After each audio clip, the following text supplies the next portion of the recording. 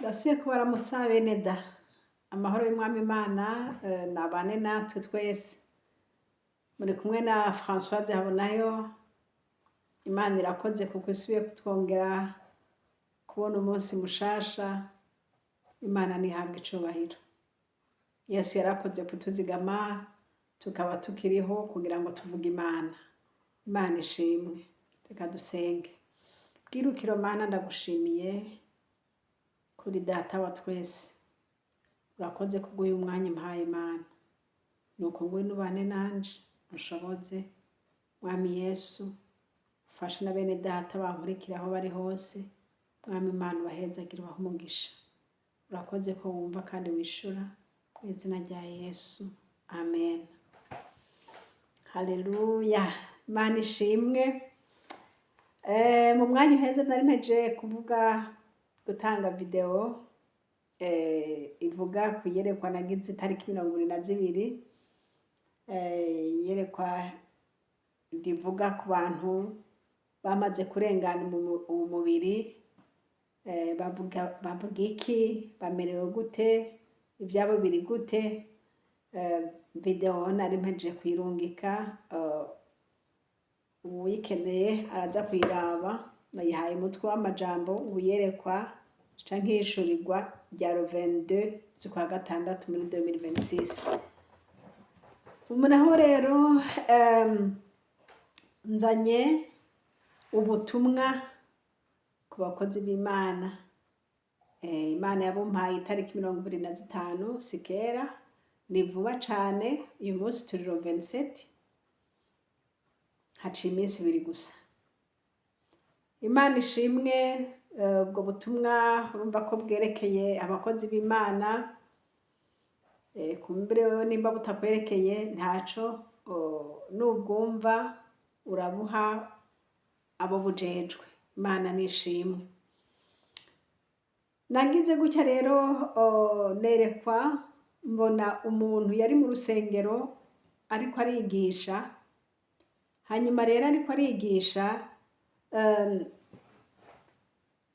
jewe nsa nkaho ngiye, mbega ndabivuge gute,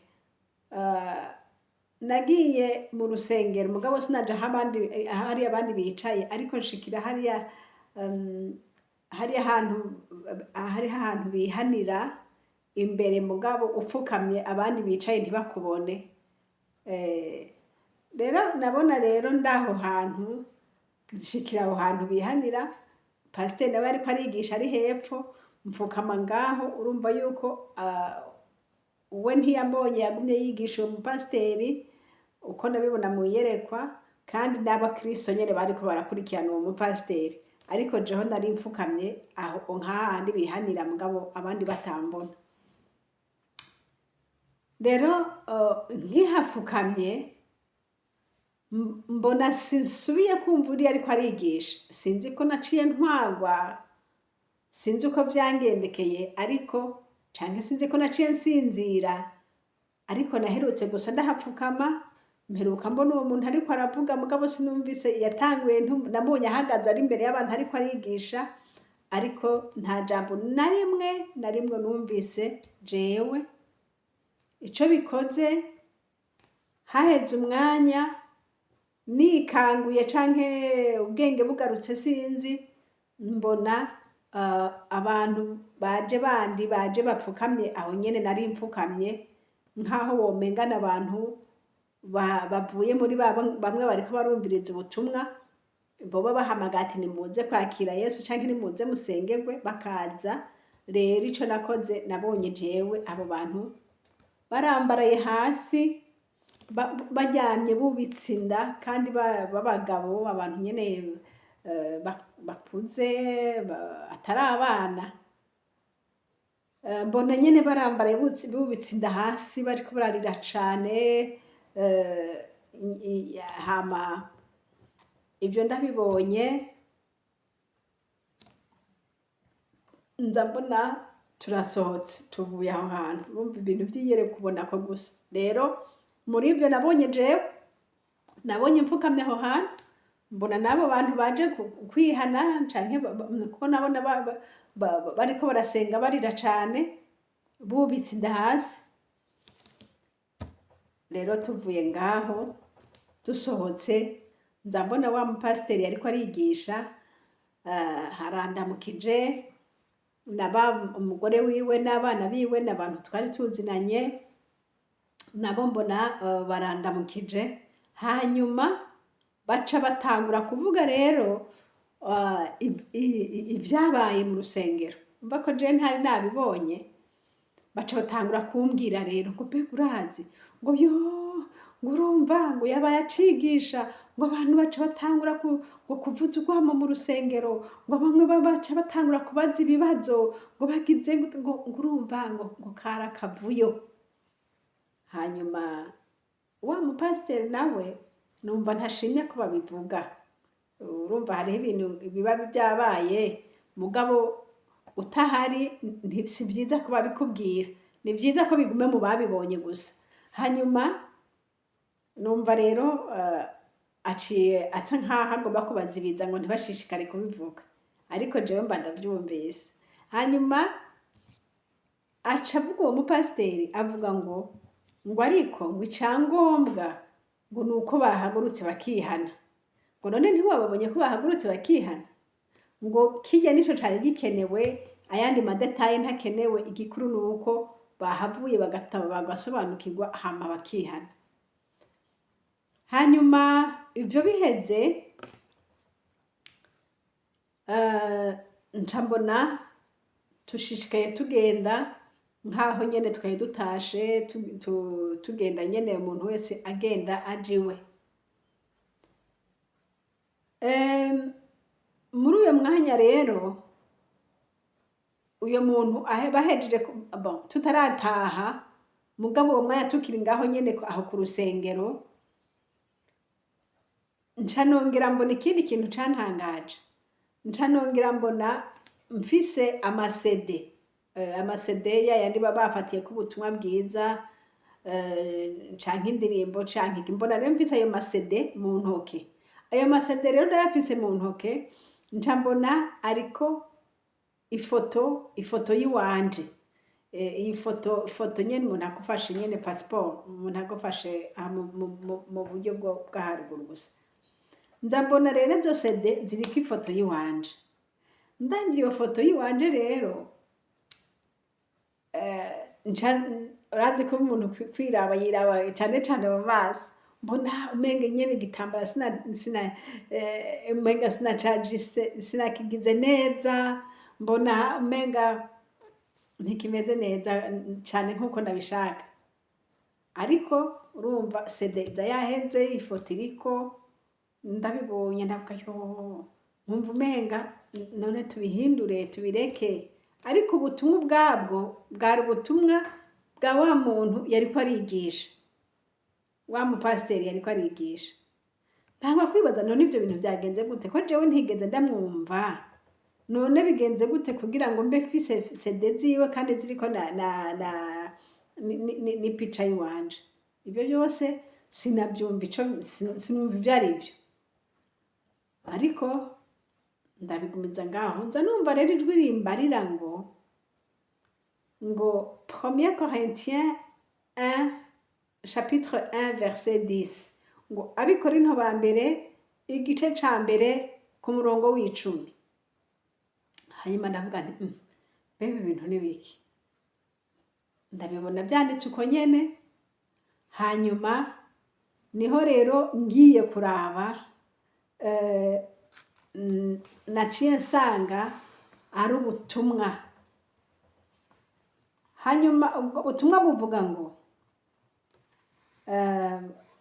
Abikorinto ba mbere igice ca mbere ku murongo w'10.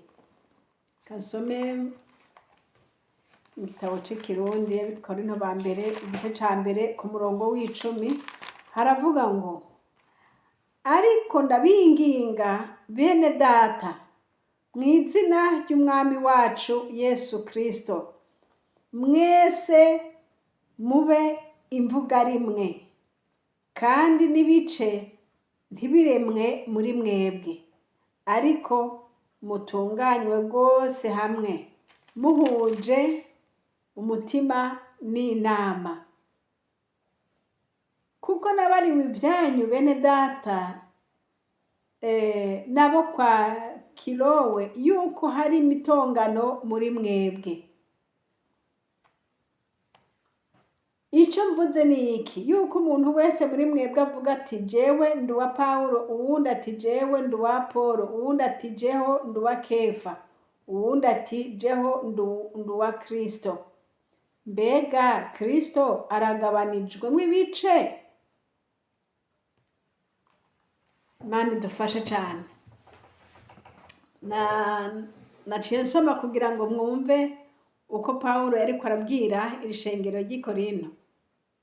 Ariko uyu murongo w'10 gusa uravuga ngo, mu gifaransa bisobanura neza ngo frère, je vous en supplie au nom de notre Seigneur Jésus-Christ, mettez-vous d'accord qu'il n'y ait pas de division parmi vous. Soyez parfaitement unis en ayant la même façon de penser, les mêmes convictions. Imana ishimwe. Ngo bene data,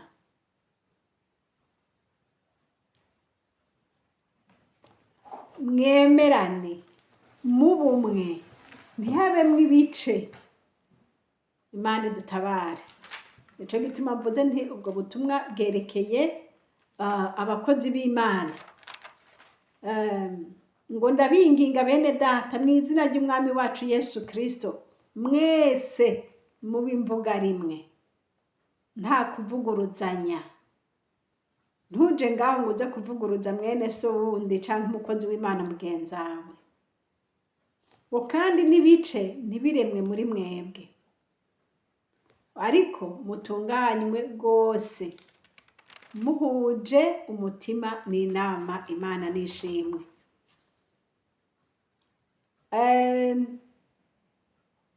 Nakomeje kubaza Imana nti none Imana ni gute noba ubwo butumwa ntabwumvise hamukambarira ngo abari jewe ngo buri kuri CD yanje, ariko Imana iza kunsobanurira ati ubwo butumwa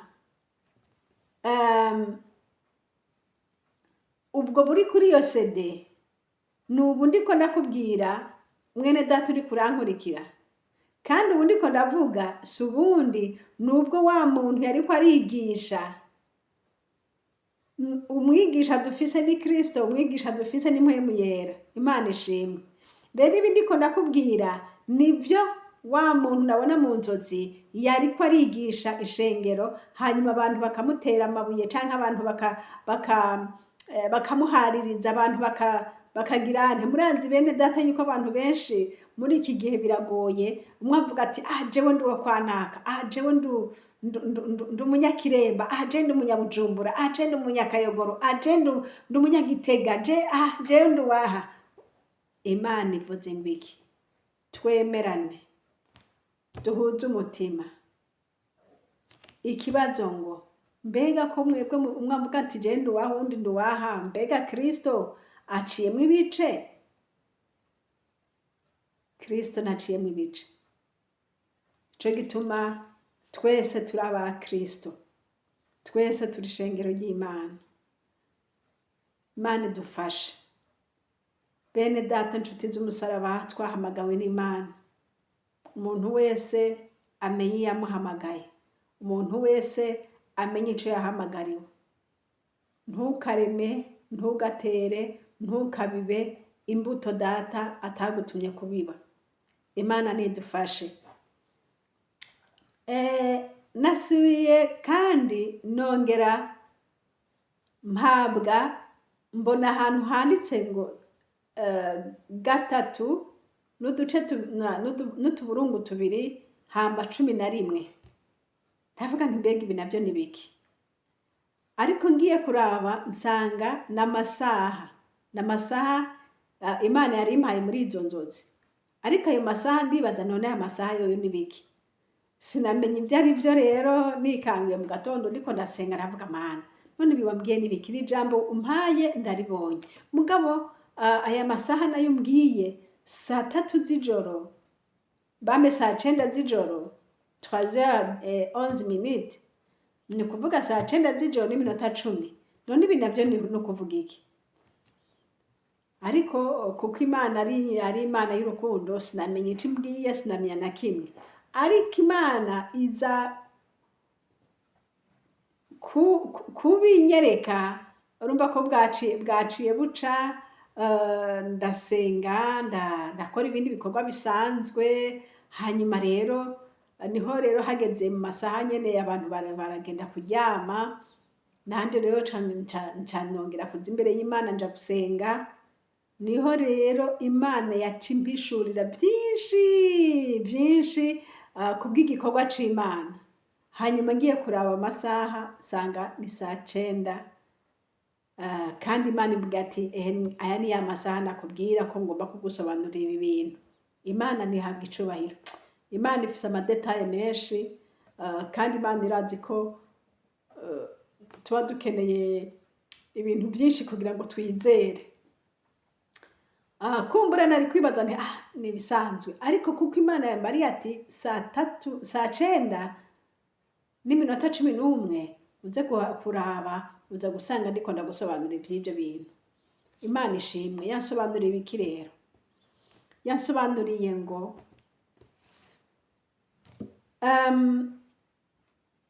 iri jambo ryo muri Abikorinto ba mbere igice nica mbere ku murongo wa 26 ngo muzirikane ihamagagwa ryanyu bene data yuko ab'ubwenge bw'abantu bahamagawe atari benshi abakomeye bahamagawe atari benshi abapfasoni bahamagawe atari benshi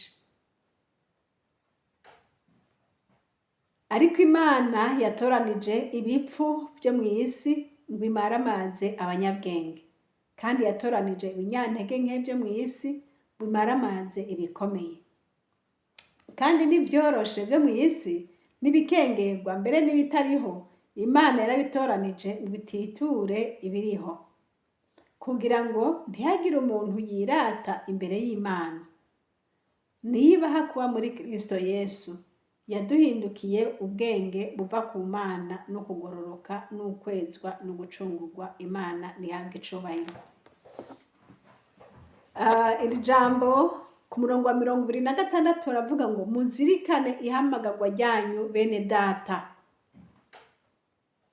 Imana ishimwe abakozi b'Imana Yesu nahabwa icubahiro yarabizeye yarabahamagaye yarabatoranije data nabishimirwe umwe wese akorera Imana arazi iryari Imana yamuhamagaye arazi ivy'Imana yamukuyemwo ibyo ari byo benshi bari mu buzi butandukanye Imana ibakurayo ibazana mu murimo wayo muri iki gikorwa cayo rero kurya Imana yaguhamagaye na hariya yagukuye na biriya yagukuyemwo nashimwe yitwa Imana yabigize yabiteguye yabigize nk'uko yari yabigabiye mu mutima wayo Imana nihabwe icubahiro aha ku murongo wa 30 haravuga ngo nibaha kuba muri Kristo Yesu yaduhindukiye ubwenge buva ku Mana no kugororoka n'ukwezwa n'ugucungurwa mu gifaransa aravuga ngo Christ est notre sagesse aha havuze ngo ab'ubwenge bahamagawe si benshi wabicubahiro bahamagawe si benshi ariko Imana ishimwe uwo wese yahamagawe uko bimeze kose iciciro cyose urimwo yaraguhamagaye hariho ico yaguhaye kandi ico yaguhaye nico nyene akoreramwo Imana ishimwe Kristo twaronse Kristo twahawe niwe yahindutse ubwenge bwacu Yesu niwe ngo niyo ibaha kuba muri Kristo Yesu yaduhindukiye ubwenge buva ku Mana. Imana ishimwe. Nico gituma uzobona umuntu naho uzobona akabona amenga nta mashure menshi afise, ariko ari imbere y'abantu arigisha nk'umunyabwenge. Kubera iki? Ku bwa Kristo. Afise ubwenge buva ku Mana. Imana ishimwe. Kandi Imana yabikoze gutyo kugira ngo ntihagire umuntu yirata, ngo ahave yirata ngo jewe ndungo je mfise amadiploma ngana gutya, ngo jenga ahantu mbone gutya ngo ndigitangaza. Oho. Ku murongo wa 31 haravuga ngo kugira ngo bibe nk'uko handitswe ngo uwirata yirata Uhoraho. Yesu nashimwe. Ngaruke rero kuri bene data bakozi b'Imana. Jambo nahawe ni iri jambo rivuga ngo mukorere hamwe, mwumvikane, mukorere mu rukundo. Kubera iki mukorera mu rukundo? Mbega umwe wese ntiyogomba akagira kiwe, uwundi akagira kiwe, uwundi akagira kiwe. Nk'uko womenga niko bimeze uyu munsi, ariko siko biri. Oya, Kristo ntagabanije. Aha twese turi mu murimo w'Imana. Twese turi mu gikorwa c'Imana. Ivyo nivyo dukwiye gutahura, kandi nivyo Mpwemu Yera atumye ko kugira ngo twongere tubyige, twongere tubirabire hamwe. Ko ari Imana yaduhamagaye. Imana yampamagaye. Bibiliya yatubwiye ngo abapfasoni bahamagawe si benshi. Niko twasomye. N'abagabo bahamagawe si benshi. Ariko Imana yahamagaye umwe wese uko ibishaka. Imana ishimwe. Kandi tubonye ngo Kristo Yesu niwe yaduhindukiye ubwenge. Kuko ubwenge bwacu bwo mu isi sibwo dukoresha mu kuvuga iby'Imana. Ubwenge bwo mu isi hariho ibyo budufasha, ariko ubwenge bwo mu isi sibwo twokoresha kugira ngo dusobanure iby'ijuru. Oya. Gusobanura iby'ijuru tubihabwa n'ubwenge buva ku Mana. Imana ishimwe. Iyaba bwoba ari ubwenge bw'isi budushoboza kuvuga iby'Imana, bari abantu batagiye mu ishuri ntiboshobora kuvuga ibya Mpwemu Yera. Ntiboshobora kuvuga iby'Imana. Ariko none Imana ishimwe, kuko ngo abo ubwenge bwo mu isi batowe si benshi. Si benshi bidasobanura yuko batarimwo, barimwo, ariko si benshi. Abicubahiro bo mu isi batowe si benshi, ariko bidasobanura ko batarimwo, barimwo. Ariko kandi ashimwe Yesu, kuko niba ari umunyabwenge wo mu isi, niba ari umunyacubahiro wo mu isi, Imana yarakoze. Ariko mu gusobanura iby'Imana ntayishura muri bwa bwenge yiga mu ishuri, ayishura akoresheje ubwenge buva ku Mana. Imana nishimwe. Bibiliya yatubwiye kandi ngo turabe hariya Abikorinto ba mbere igice ca 3 ku murongo w'9 haravuga ngo iki? Ngo kuko Imana ariyo dukorana. Haleluya. Namwe muri ndimiro y'Imana, muri inzu yubakwa n'Imana. Kuko Imana ariyo dukorana. Namwe muri ndimiro y'Imana. Paulo yariko arabivuga hano abwira Abikorinto, arabamenyesha ati umviriza, ntimundabe nka Paulo. Jewe ko data yampamagaye nkaba naramwitavye, nkaba nkorera mu izina rya Yesu Kristo. Aravuga ati Imana niyo dukorana. Ariko mweho muriko muranyumviriza muri ndimiro y'Imana. Imana ishimwe. Ngaruke kuri bene data bakozi b'Imana. Imana niyo mukorana, kuko ariyo yabahamagaye kandi akaba ariyo bakoresha. Nihabwe icubahiro. Iryo shengero riri imbere yanyu ni ndimiro y'Imana, niho mukorera. Imana nishimwe.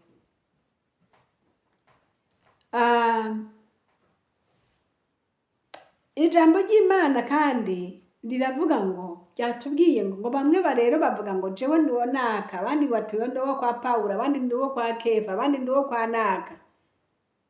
Pawulo aravuga ati none Kristo aragabanije aciyemo ibice? Oya, twese turaba Kristo. Imana ishimwe.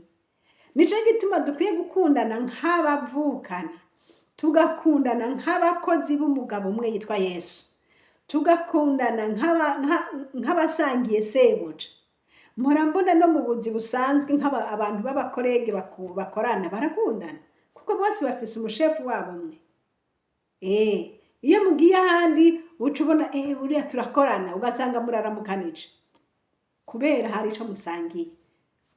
Imana ishimwe, abakozi b'Imana natwe dufise ico dusangiye kuko dusangiye databuja, dusangiye databuja. Ikindi umwami Imana yambishuriye n'iri jambo, ibyo dufise canke ibyo tuvuga ibiki? Mbese ubwo bwenge bw'Imana, iyo sagesse iva ku Mana yigisha ibiki? Turavye hariya ku murongo igice ca 2 ku murongo w'13 haravuga ngo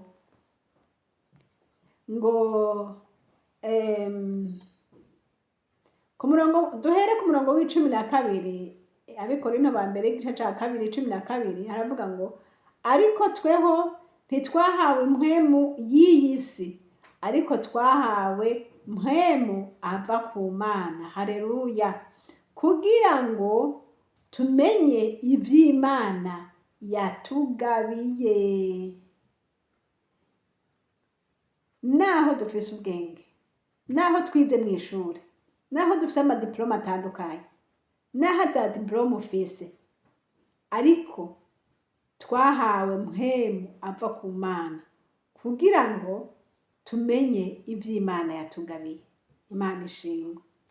Ku murongo w'13 navyo nyene turabivuga, ariko ntitubivuga mu majambo yigishwa n'ubwenge bw'abantu, ariko tubivuga mu yigishwa na mpwemu, tugereranya iby'impwemu n'iby'impwemu bindi. Ngo turabivuga, ntitubivuga mu majambo yigishwa n'ubwenge bw'abantu. Imana ishimwe. Ariko tubivuga mu yigishwa na mpwemu. Haleluya! Mwumvise none bene data, igituma ari vyiza yuko umuntu w'Imana akwiye guhagarara mu mwanya wiwe, kwiye kuzirikana umuhamagaro wahamagawe n'Imana, kandi no mu kwigisha ukwiye kwigisha muri mpwemu, ntiwigishe mu mubiri, kuko wo kwigisha mu mubiri, wigije mu mubiri ntuzoba uri kurubaka iby'umubiri, ntuzoba uri kurubaka iby'impwemu. Tujabuke beneda, tuje twigishe iby'impwemu turongowe n'ubwenge bwa mpwemu yera. Imana idufashe dusubire ku isoko rero.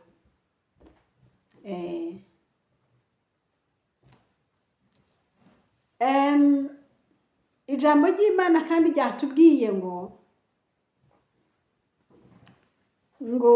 aha ku murongo w'13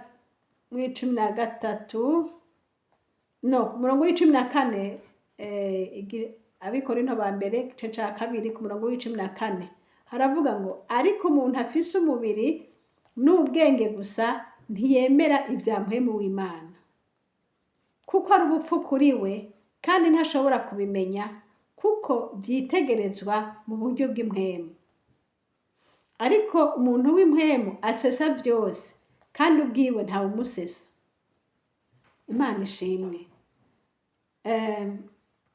Ngo ninde yigeze kumenya ibyiyumviro by'Uhoraho ngo yigishe Uhoraho? Ariko twebwe dufise ibyiyumviro bya Kristo. Haleluya! Dufise ibyiyumviro bya Kristo. Nico gituma kenshi iyo umuntu ariko aravuga, hari igihe abantu batamutahura kuko batari muri dimension spirituelle imwe, ntibamutahure. Iyo uriko uravuga ibintu by'impwemu rero utahurwa nabi impwemu, kuko ab'umubiri bobo bavyumvise ntibakumva. Nico gituma na wa muntu yariko arigisha muri ya nzozi nababwira, yariko arigisha, hanyuma abantu bo mw'ishengero bakamubombarda ibibazo, bamuhaririza. Ariko mu nyuma bahavuye basobanukirwa, hanyuma baraza barihana. Ngaruke kuri mwene data mukozi w'Imana, ushobora kuba uriko urahura n'ibibazo, ashobora kuba uriko urahura n'ibibazo by'abigira bene data atari bo, ushobora kuba uriko urahura n'ibibazo y'abantu batazi ivy'Imana koko kandi bakeneye kubisobanukirwa.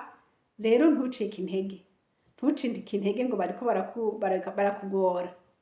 Sibo, nuko batabisobanukiwe. Kandi niwagira courage ukagira inkomezi, ntuce ucika intege ngo ndabihevye. Ugume ko Imana yaguhamagaye, azoguha ubwenge bw'ingene bari bugutahure kandi bizogenda neza. Nk'uko nabonye muri iriya nzozi, mu nyuma bahavuye baza kwihana, ariko mu ntango byari bigoye. Rero aho uriko uraca mu bihe bigoye, uhumure, Imana yo mw'ijuru muri kumwe kandi niwe nkomezi zawe. Imana nishimwe.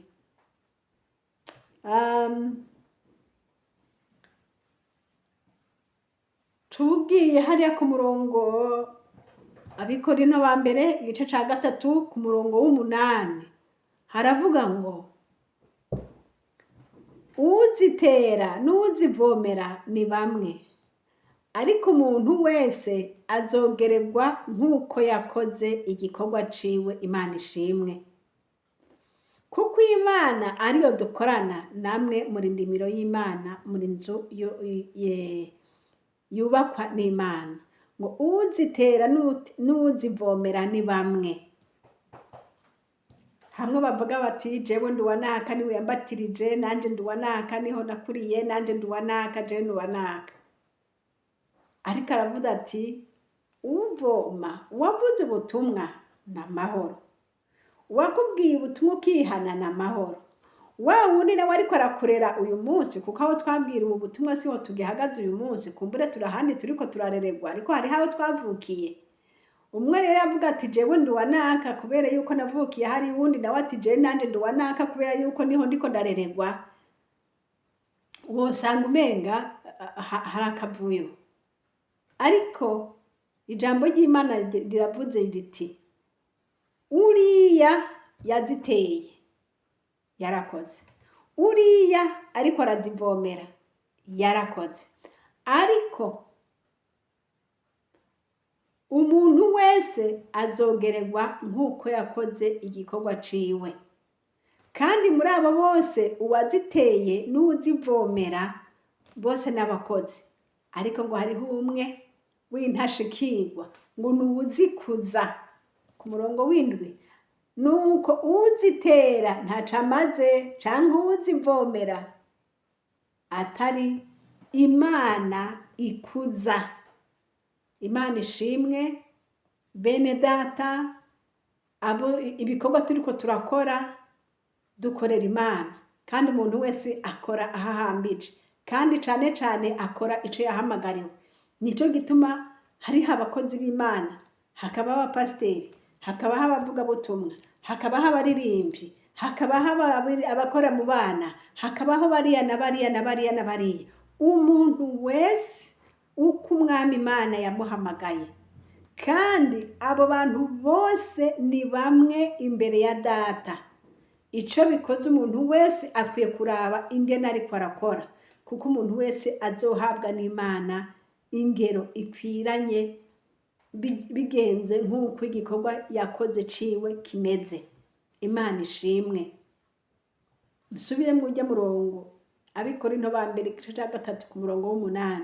Uzitera n'uzivomera ni bamwe, bose barangana. Ariko umuntu wese azogererwa nk'uko yakoze igikorwa ciwe. Dukazanye, dukovye, umuntu wese aho Umwami Imana yamuhamagariye, ico yamushinze, umuntu wese akibandanye. Imana ishimwe. Nta gikorwa na kimwe kigayitse, byose ni byiza imbere y'Imana Data wa twese. Uriya muntu akubura mu rusengero, Imana yo mwijuru imuhezagire, azinduka akaraga kubura kugira ngo ushobore kuza wambaye neza, wicara ahantu heza, impuzu zawe zigere zidacafuye. Iyo atari kubikora byari kukorohera? Oya. Canke uriya muntu akora hariya muri ariya mazu y'amatoilette akayasukura, umunsi yovuga ati je ndabihevye kaye, mwohakoresha? Nico gituma igikorwa c'umuntu wese uko Data yaguhamagaye kose ubikora ubikunze, ubinezererewe, kuko Data azoguhembera ivyo nyene wakoze. Imana ishimwe. Hari abandi bantu igikorwa cabo kitamenyekana, bariya abantu bakunda gushigikira ibikorwa by'Imana. Imana yo mwijuru ibahezagire cane. Ubaravye ngo mbengana abantu bagomba kwitonesha ku bakozi b'Imana. Oya, si ukwitonesha, ni Data yabatumye, bari ku gikorwa barazi neza ko bazogihemberwa. Kuko umunsi batobikora, bakareka gutanga imperezwa, bakareka gukora biriya na biriya, hariho ibikorwa vyopfa. Kandi mwarimu yigisha hari, kandi mwarimu asengera abantu hari, kandi ibindi bikorwa ari kujya yoreka, nawe muca mubona. Nico gituma umuntu wese ahari, turi mu bikorwa bitandukanye kandi vyose birakorana. Nico gituma twese dukwiye kubahana nk'abakorera umwami umwe, nk'abakorera databuja umwe. Imana ishimwe. Ngiyi message Imana yo mwijuru yarungitse ku bantu bariko bakorera Imana, ababoneka n'abataboneka, abitwa ngo baramenyekana n'abitwa ngo ntibamenyekana. Data dukorera aragahora asengwa, n'umwami yagutoye, agukunze, agukuye hariya, agukuye hariya, agukuye hariya, arakuzana muri uyu murimo kugira ngo bigende neza. Rero umuntu wese arabe uko ariko arakora muri ico gikorwa. Imana Data wa twese ishimwe. Ikindi noherezako n'uyu murongo wa 11 mu Bekorino ba mbere igice ca 3 ku murongo wa 11 haravuga ngo iki? Haravuga ngo kuko irindi tanguriro ata muntu ashobora kurishiraho atari ryashizweho niryo Kristo. Ariko iryo tanguriro umuntu niyaryubakisha izahabu canke niyaryubakisha kw'izahabu canke ifeza canke amabuye y'igiciro kinini canke ibiti canke ubwatsi canke ibishashara, igikorwa c'umuntu wese kizoseruka. Wa munsi uzogiserura kuko uzohishuranwa n'umuriro, kandi igikorwa cose c'umuntu wese uwo muriro uzokigeza ico kirimwo. Imana nishimwe. Ngo nta rindi tanguriro beneda, nta rindi tanguriro dufise. Itanguriro dufise ni Kristo. Abantu bose twubakako tuza kubaka kuri iryo tanguriro ryitwa Kristo. Nico gituma rero ubutumwa tuvuga ubutumwa bwa Kristo, ntituvuga ikindi kintu kuko niwe fondation twubakako. Imana ishimwe. Nta bindi bintu twahamagawe kuza kubaka atari ivy'ubwami bw'Imana. Fondation yacu ni Kristo. Abandi bafise ayandi mafondation, nico gituma bafise ibindi bubaka. Ariko abakozi b'Imana bahamagawe n'Imana, fondation ni Kristo. Kandi Kristo nawe ngo ibyo twubaka ko bizogerwa n'umuriro. Ngo ntibyabonekana ari ibintu bizima bizokomera, ariko bibonetswe ari ibintu bitari ibyo bizosha. Umwami rero adufashe, atugirire neza. Abahamagawe n'umwami, nta yindi fondation dufise ni Kristo. Nta wundi twokwigisha, ni Kristo. Yesu yaduhamagaye kubaka abantu, tububake. Haleluya, tububake kuko ngo aba nibo nzu y'Imana, niho Imana iba muri bo. None rero niba uri kurubaka inzu y'Imana, niba uri kurubaka insengero z'Imana, reka turabe iryo jambo ku murongo w'17 ngo umuntu niyonona urusengero rw'Imana, Imana izomurandura. Kuko urusengero rw'Imana ari rwera, kandi urwo rusengero ni mwebwe. Mwumvise bene? Twahamagawe kubaka, ariko ntitwubaka si ukubaka amatafari n'iki. Twahamagawe aho ubutumwa bwiza tuvuga no kubaka insengero z'Imana, aho Imana iba, kubaka imitima y'abantu. Nico gituma niba uri kurubaka inzu y'Imana, ukwiye kuraba ingene uyubakako. Niba uri kurabateramwo ibintu bizana urukundo, bizana kubabariranirana, uzoba uri kurubaka neza inzu y'Imana.